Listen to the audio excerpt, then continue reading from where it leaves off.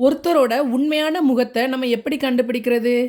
இன்னும் ஈஸியா சொல்லணும்னா, நம்ம கூடயே பழகிட்டு, நம்ம கழுத்தறுத்துட்டு போவாங்கல்ல, அவங்க கேரக்டர எப்படி நம்ம ஈஸியா ஐடென்டிஃபை பண்றதுன்னு, நான் ஒரு 7 சிம்பிளான டிப்ஸ்ல உங்களுக்கு சொல்லப் போறேன்.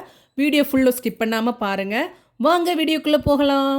இந்த 7 டிப்ஸ ஐயோ! நம்ம மிஸ் பண்ணிட்டோமே அப்படின்னு நீங்க வருத்தப்படுவீங்கங்க. அந்த அளவு நான் அக்யூரேட்டா கரெக்ட்டா உங்களுக்கு சொல்லப் போறேன். பல நேரத்துல, பல தருணங்கள்ல நம்மளுக்கு ஒரு மனவலிய குடுத்துருப்பாங்க.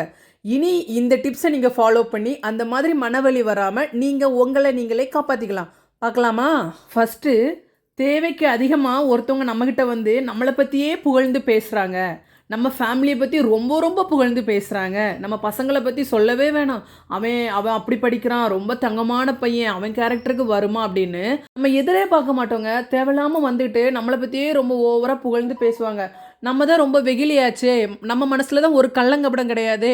அவங்க பேசின உடனே ஜென்ரலா சிரிக்கிற மாதிரி, குழந்தை மாதிரி நம்மளும் சிரிச்சுட்டு, ஏய் நம்மள நல்லா புகழ்ந்து பேசுறாங்க அப்படின்னு அவங்க சொல்றதெல்லாம் நம்பி, அவங்கள ரொம்ப நல்லவங்க அப்படின்னு ஒரு கோபுரத்துல தூக்கி வைக்கிற அளவு அவங்க பேசிருவாங்க. ஆனா, இந்த நேரத்துல நம்ம ரொம்ப கவனமா இருக்கணும். நம்மகிட்ட யாரோ ஒருத்தவங்க நம்மள பத்தியே பேசுறாங்க புகழ்ந்து அப்படின்னா, அவங்க ஒரு லாபத்த எதிர்பார்க்காம நம்மகிட்ட பேச மாட்டாங்க. அதெல்லாம் போலியான ஒரு நாடகம் ஆடுறாங்க. தேன் மாதிரி மயக்கி மயக்கி நம்மள பேசுறாங்கன்னு நம்ம ஏமாந்துறக்கூடாது. ஸோ ஃபர்ஸ்ட்டு இந்த மாதிரி கேரக்டர்ல உள்ளவங்க தான் ஒரு நாள் நம்மளோட முதுகுல குத்திட்டு போறவங்களாகவும் இருப்பாங்க.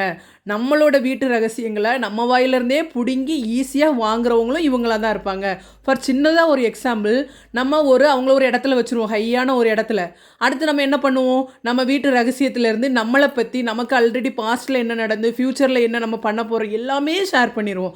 ஒரு குறிப்பிட்ட நாள்ல அவங்க நம்மட்ட எதிர்பார்த்தது நம்மகிட்ட இருந்து அவங்களுக்கு குடுக்க முடியல, இல்ல அவங்களால வாங்க முடியல, இல்ல நம்மளோட லெவல்ல இருந்து கொஞ்சம் கீழ வந்துட்டோம். அவங்க எக்ஸ்பெக்ட் பண்றது நம்மளால குடுக்க முடியல அப்படின்னா, நம்மகிட்ட கேட்ட ஸ்டோரி எல்லாம் தேர்ட் பெர்சன்ட்ட போய் சொல்லி, வம்புக்கு தும்பா பேசி, அப்புறம் வந்து அதில பிரச்சனைய கிரியேட் பண்றது இவங்க தான்.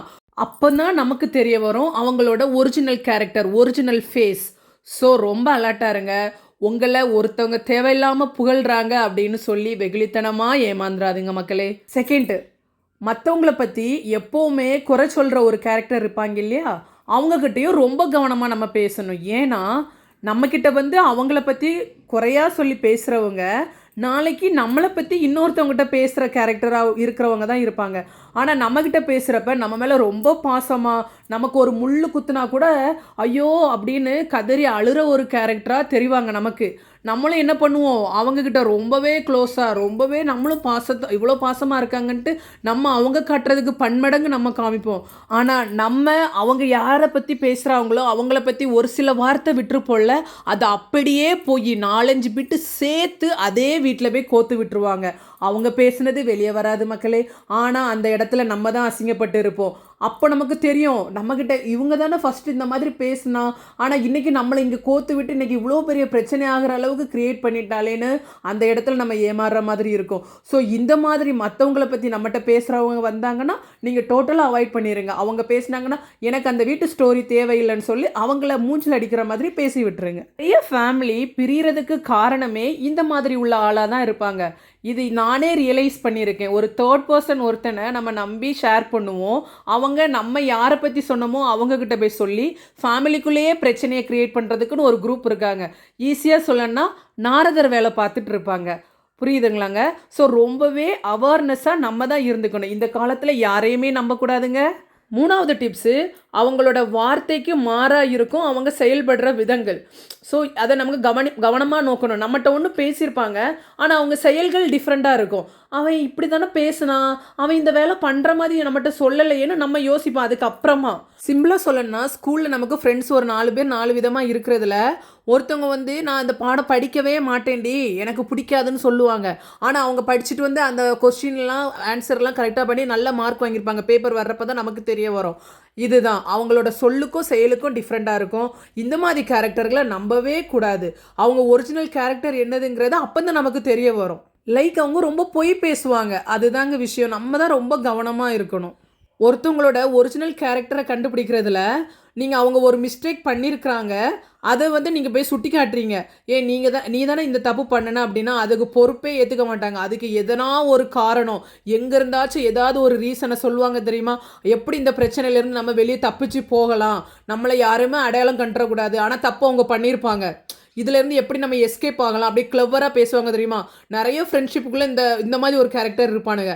அதாவது நம்மகிட்ட கேஷே வாங்கியிருப்பாங்க, கேஷ் வாங்கலை, நீ எனக்கு எப்போ ரிட்டர்ன் கொடுத்த, நம்ம ஆனால் கொடுத்துருப்போம், அவனுக்கு ஞாபகம் இருக்கும், கிளவராக பேசுகிற மாதிரி பேசி நம்மளை ஒரு இளிச்சவாயனாக ஆக்கிடுவாங்க. அந்த நேரம்லாம் நம்ம மனசு ரொம்ப கஷ்டப்படும்.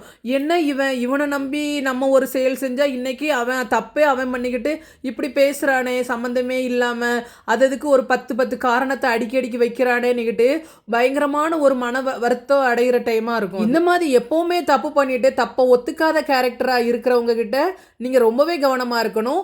உங்களுக்கு தெரிஞ்சவங்க யாருன்னா இப்போ உங்கள் கூட கான்டாக்டில் இருக்காங்கன்னா தயவு செஞ்சு இன்றைக்கே அவங்கள அவாய்ட் பண்ணுறதுக்கு ட்ரை பண்ணிடுங்க. இன்னொரு டைப் இருக்காங்கங்க, நம்ம மேலே ரொம்ப ஒரு பாசமாக அக்கறையாக இருக்கிற மாதிரியும், அப்படி பண்ணக்கூடாது இப்படி பண்ணக்கூடாது, நம்ம வீட்டில் இப்போ ஏதாவது ஒரு விசேஷம் அப்படின்னா இழுத்து போட்டு செய்கிற மாதிரியும் ரொம்பவே இன்வால்வ்மெண்ட் ஆவாங்க. ஆனால் அவங்க அவ்வளோ நமக்கு க்ளோஸ்னஸ் எல்லாம் இருந்திருக்க மாட்டாங்க. சடனாக வந்த ஒரு ரிலேஷன்ஷிப்பாக தான் இருக்கும். மேபி பக்கத்தில் உள்ளவங்களாக இருக்கலாம், ஏதோ தூரத்து சொந்தமாக திடீர்னு நமக்கு அறிமுகமாகியிருக்கவங்களா இருக்கலாம். ஸோ இந்த பாயிண்டில் என்ன சொல்ல வரேன்னா, அதிகமாக உங்களை பற்றி உங்ககிட்ட அதிகமாக கேள்வி கேட்குறாங்க, உங்களோட லைஃப்பை பற்றி உங்கள் ஃபேமிலியை பற்றி நோண்டி கேட்குறாங்க அப்படின்னா நீங்கள் புரிஞ்சுக்கோங்க, இவன் வந்து நல்லவன் இல்லை, இவன் எதுக்கு தேவையில்லாமல் நம்மளோட லைஃப் ஸ்டோரியெல்லாம் கேட்குற ஒரு கேரக்டராக இருக்கிறான் அப்படின்னு நீங்கள் அவங்கக்கிட்ட இருந்து கொஞ்சம் ஜாக்கிரதையாக இருங்க. அவனுக்கு ஃபேஸ் வந்து வேறு ஒரு ஃபேஸ் இருக்குது. நெக்ஸ்ட்டு பாயிண்ட்டு, ஒருத்தன் வந்து நம்மகிட்ட சொல்லுவாங்க, நான் ரொம்ப கஷ்டப்படுறேன், என் ஃபேமிலி என் மாப்பிள்ளை சரியில்லை, இல்லை என் ஒய்ஃபு சரியில்லை, என் மாமியார் சரியில்லை, அப்படி இப்படின்னு பஞ்சப்பாட்டு பாடுவாங்க தெரியுமா? அதான் அவங்க நல்லா தான் இருப்பாங்க, வெல் செட்டில்டாக தான் இருப்பாங்க, வெளியே பிச்சைக்காரத்தனத்தை காமிப்பாங்கல்ல, அவங்கள நம்பவே நம்பாதீங்க. உங்ககிட்ட பல உதவி வாங்குவாங்க, ஆனால் அவங்ககிட்டையும் காசு இருக்கும், அதை வெளியே செலவு பண்ண மாட்டாங்க. அவங்க பர்சனலாக அவங்க சேவிங்ஸ் மைண்டில் கரெக்டாக இருப்பாங்க.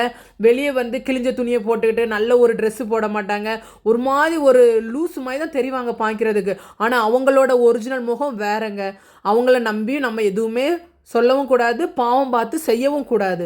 ரொம்பவே நம்ம கவனமாக இருக்கணும். அவங்களுக்கு இன்னொரு முகம் டெஃபினட்டாக இருக்கும், அதாவது உள்ளுக்குள்ளே ஒன்று வச்சு வெளியே ஒன்று நடிப்பாங்க. கடைசி பாயிண்ட்டுங்க, ஆனால் இது ரொம்பவே உண்மையானது, நம்ம நிறைய பேர் எக்ஸ்பீரியன்ஸ் பண்ணியிருப்போம். நமக்கு ஒரு இக்கட்டான ஒரு கஷ்டமான நிலையில் போய் ஒரு ஃபேமிலியில் சொந்தக்காரன்ட்டையும் சரி இல்லை ஃப்ரெண்ட்ஸ்கிட்டையும் போய் நீங்கள் ஒரு ஹெல்ப்பை கேளுங்களேன், அப்போ தெரியுங்க நம்ம கேட்குற ஹெல்ப்புக்கு அவன் ஒரு அலட்சியப்படுத்துவான் பாருங்க, அப்புறம் தரேன், இப்போ என்ன அவசரம் அப்படின்னு சொல்லி ஒரு எக்காலமாக பேசுவான்ல, அப்போ தெரியும் அவனோட ஒரிஜினல் கேரக்டர், ஒரிஜினல் ஃபேஸ் என்னங்கிறது.